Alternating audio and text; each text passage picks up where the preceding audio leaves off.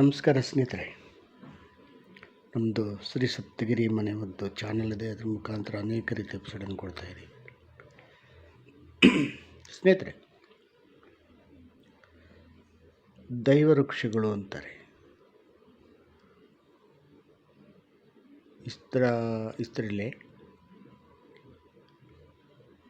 ನಲ್ಲಿಕಾಯಿ, ಆಲ ಅಂದರೆ ಆಲದ ಮರ, ಮತ್ತು ಫೈಕಾಸ್ ರಿಲಿಜಿಯೋಸಾ, ಪೀಪಲ್ ಟ್ರೀ,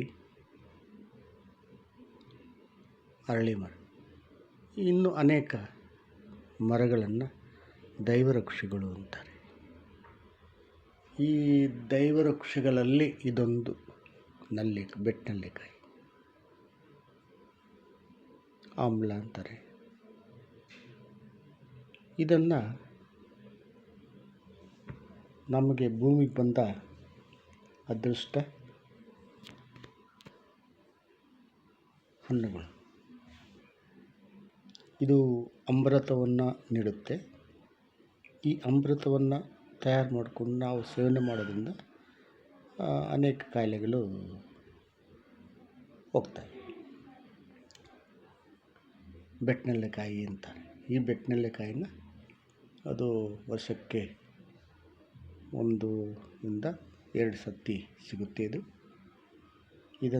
ಇದರಲ್ಲಿ ರಿಚ್ ಇನ್ ವಿಟಮಿನ್ ಸಿ ಇರ್ತದೆ. ಅಂದರೆ ಈ ರೋಗ ನಿರೋಧಕ ಶಕ್ತಿಯನ್ನು ಹೆಚ್ಚಿಸಲು ಇದೊಂದು ಫಲಕಾರಿಯಾಗ್ತದೆ. ಇಷ್ಟು ಕಾಯಿಯನ್ನು ಒಂದು 2-3 ಜನಕ್ಕೆ ಒಂದು ಜ್ಯೂಸ್ ಮಾಡ್ಕೊಬೋದು. ಮತ್ತು ಕಾಯಿ ಜಾಸ್ತಿ ಇದ್ದರೆ ಉಪ್ಪಿನಕಾಯಿ ಮಾಡ್ಕೊಬೋದು. ಕಾಯಿ ಜಾಸ್ತಿ ಇದ್ದರೆ ಈ ಜೇನುತುಪ್ಪ ಹಾಕಿ ಅದನ್ನು ಚೆನ್ನಾಗಿ ನೆನೆಸಿ ಅದನ್ನು ಸೇವನೆ ಮಾಡ್ಬೋದು. ಇಂತಹ ಅನೇಕ ತಿನಿಸುಗಳಲ್ಲಿ ಇದನ್ನು ಬಳಸ್ತಾರೆ.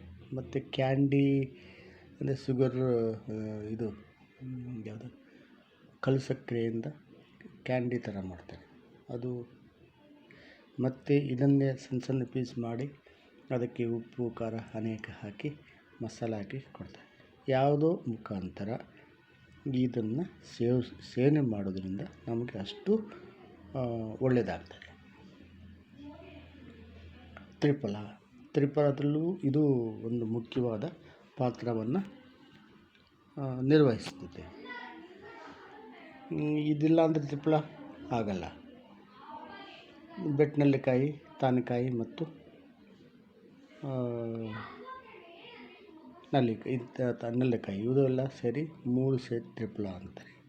ಅದು ಮಲಬದ್ಧತೆಗೆ ದಿವ್ಯ ಔಷಧಿ ಇತ್ಯಾದಿಗಳಿಂದ ಇದನ್ನು ಉಪಯೋಗಿಸ್ಕೊತಾರೆ.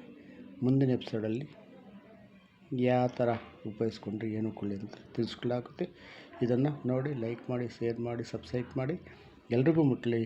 ಎಲ್ಲರೂ ನಮಸ್ಕಾರ ಸ್ನೇಹಿತರೆ.